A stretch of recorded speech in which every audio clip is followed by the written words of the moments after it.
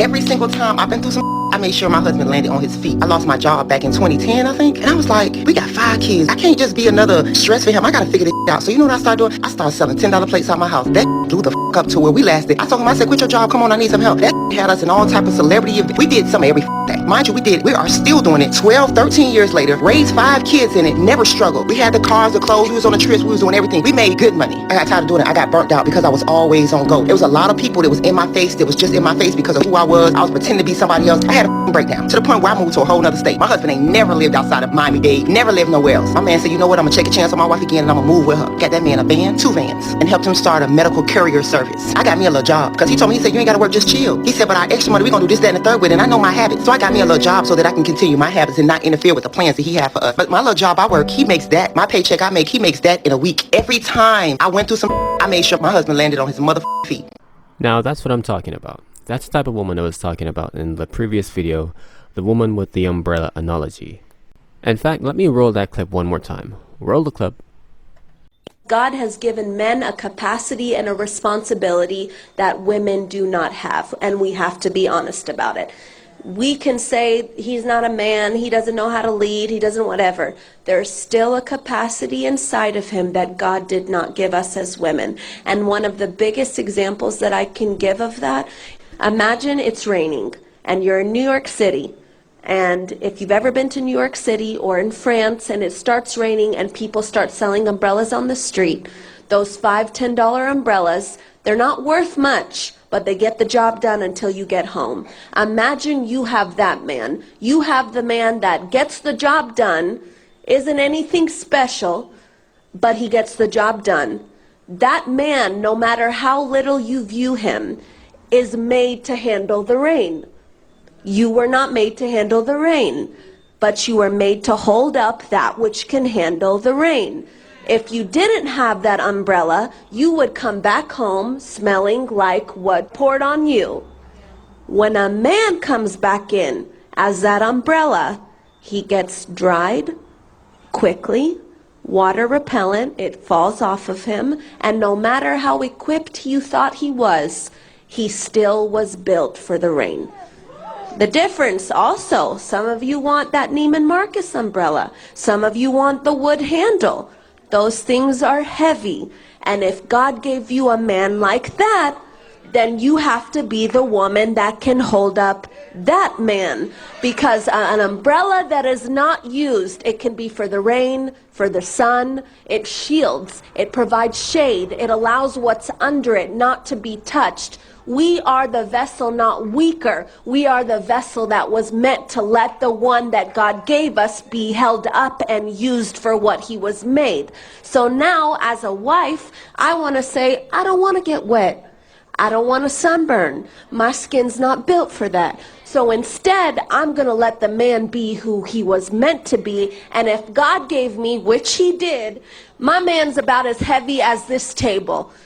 That means God made me capable of holding him up. If my man is not doing what he was made to do, it's because I, as his wife, am not holding him up. So, not only do we have a beautiful analogy, we have someone that actually lives by that principles here as an example to really showcase what I was talking about in the last video.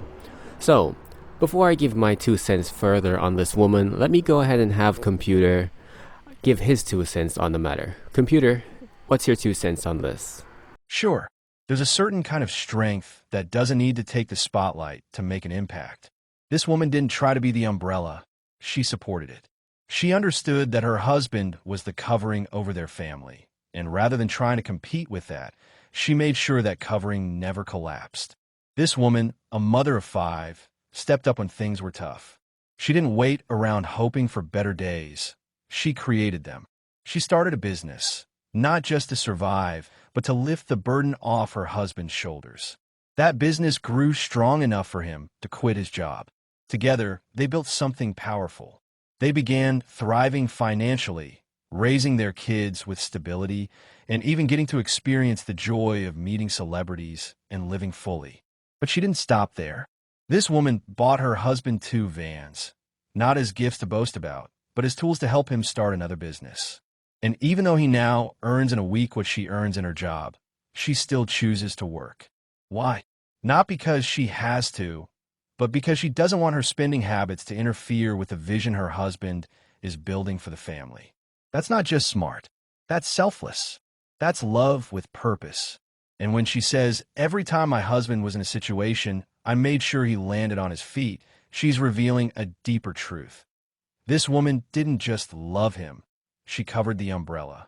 She reinforced him, propped him up when he was at risk of falling, and helped ensure that the covering over their family stayed strong. It's the kind of strength the world often overlooks. Quiet, humble, consistent. But this woman shows us that true partnership isn't about being seen. It's about being solid. Ecclesiastes 4 verses 9 to 10 says, "Two are better than one because they have a good return for their labor. If either of them falls down, one can help the other up."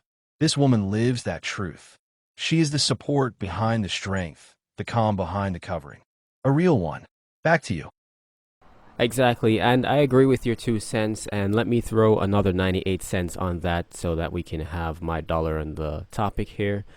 Yes, this is exactly what a good woman is. She'll see you struggle, and then once she recognizes that you have a struggle or a situation, she's not gonna be a runner or a track star. She's gonna make sure that she stands with you through it all, and she'll find ways to make sure that a solution can be brought about that can benefit you both to grow as a couple, because it's about you two growing together. It's about what you two are able to bring to the table of the relationship. It's not to say that either of you are singularly the prize. Together, what you have and build together is the prize.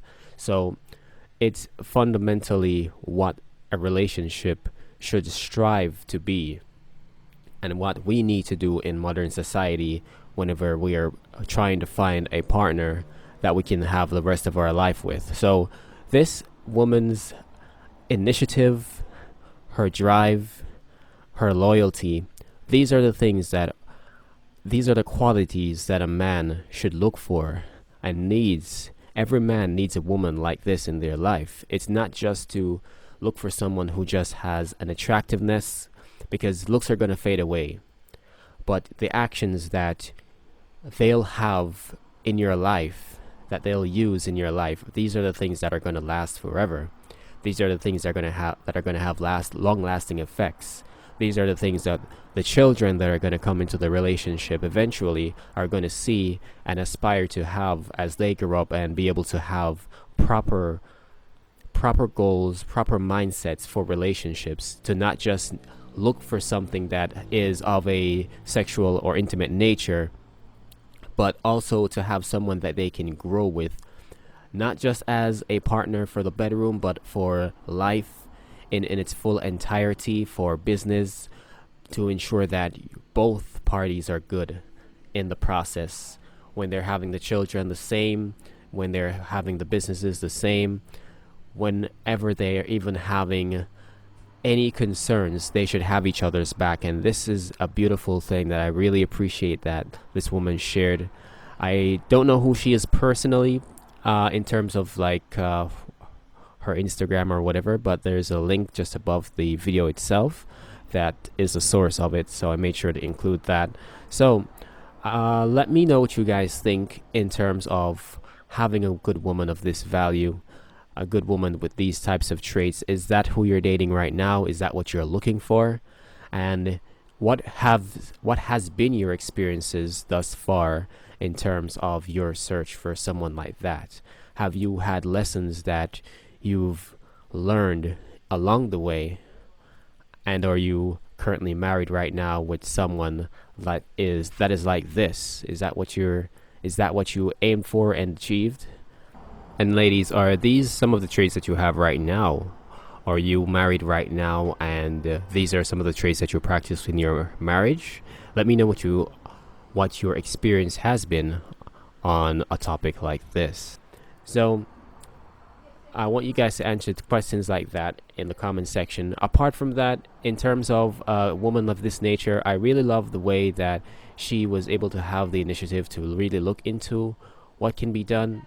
And it's a lot of things that requires us to really look into ourselves both male and female, to make sure that when we're having a relationship goal, that this is something that we can use as a blueprint to make sure that we can grow each other and grow with each other. And that's what's going to impact the society. It starts with in the family household, right? So when you have a family household like that, and you go ahead and you inject these types of morals into the society, it becomes like a medicine. It becomes like a medicine that eventually allows for a better future for our children, the grandchildren, the successors to come. And these are what allows for a much healthier environment overall. So I really love everything that she has said in her video, the approach that she did, and even pointing out that even when she has something that she's contributed greatly to make sure that he has success, she still wanted to do something that could avoid being a burden and could also be a potential backup for her husband in the process. So these are things that we all need to do, not just to build a legacy, but have a backup that can support said legacy on the matter. So that's my 2 cents on the topic here, guys. Let me know what you guys think. Do you think there are other factors that I missed that this can impact as well?